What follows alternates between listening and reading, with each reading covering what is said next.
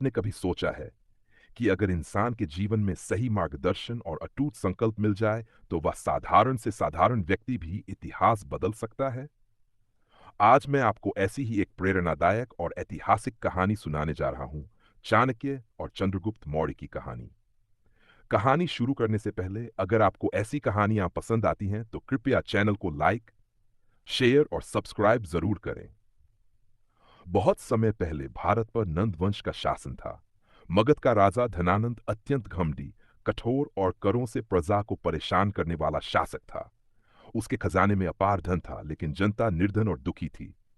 राजा के लिए प्रजा का कोई महत्व नहीं था। उसका ध्यान सिर्फ अपने विलास और अहंकार में डूबा रहता। उसी समय एक महान ब्राह्मण का जन्म हुआ, चाणक्य, जिन्हें कौटिल्य या विष्णुगुप्त भी कहा जाता है। वे बेहद विद्वान, राजनीति और अर्थशास्त्र के गहरे ज्ञाता थे। चाणक्य ने देखा कि भारत अनेक छोटे छोटे राज्यों में बंटा हुआ है और विदेशी आक्रमणकारी बार बार हमला करते हैं। उन्हें यह विश्वास था कि भारत को एक सशक्त और संगठित शासक चाहिए। कहते हैं कि चाणक्य एक बार पाटलिपुत्र की सभा में गए।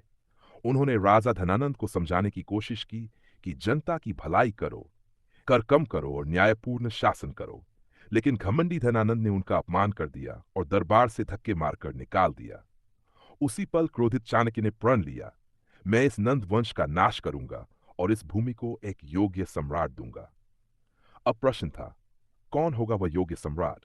चाणक्य की तलाश जारी रही। एक दिन उन्होंने देखा कि एक गरीब लेकिन तेजस्वी बालक सड़क पर खेल रहा है। वह बालक किसी साधारण परिवार का था, लेकिन उसके हाव भाव और बातचीत में अद्भुत आत्मविश्वास झलकता था। वही था चंद्रगुप्त। चाणक्य ने उसी क्षण पहचान लिया कि यही बालक भारत का भविष्य बदल सकता है।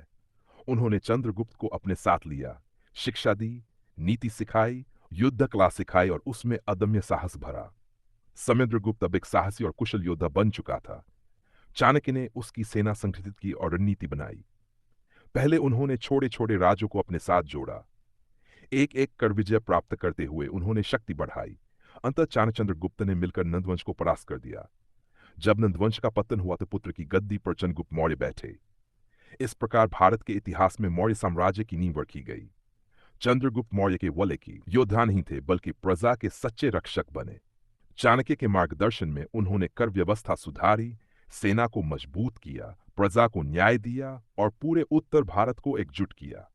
मौर्य साम्राज्य धीरे धीरे इतना विशाल हुआ कि उसकी सीमाएं अफगानिस्तान से लेकर बंगाल तक और कश्मीर से लेकर दक्कन तक फैल गईं। यह सब संभव हुआ चाणक्य की नीतियों और चंद्रगुप्त के साहस से। इतिहास गवाह है, अगर चाणक्य की बुद्धि और चंद्रगुप्त का पराक्रम न होता तो शायद भारत कभी एक विशाल साम्राज्य का रूप न ले पाता। चाणक्य ने आगे चलकर अर्थशास्त्र नामक ग्रंथ की रचना की।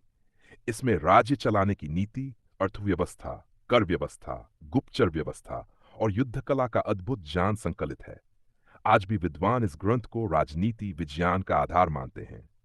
चाणक्य और चंद्रगुप्त की जोड़ी ने दुनिया को यह सिखाया कि अगर लक्ष्य स्पष्ट हो और गुरु शिष्य में विश्वास हो तो कोई भी ताकत इतिहास बदलने से रोक नहीं सकती।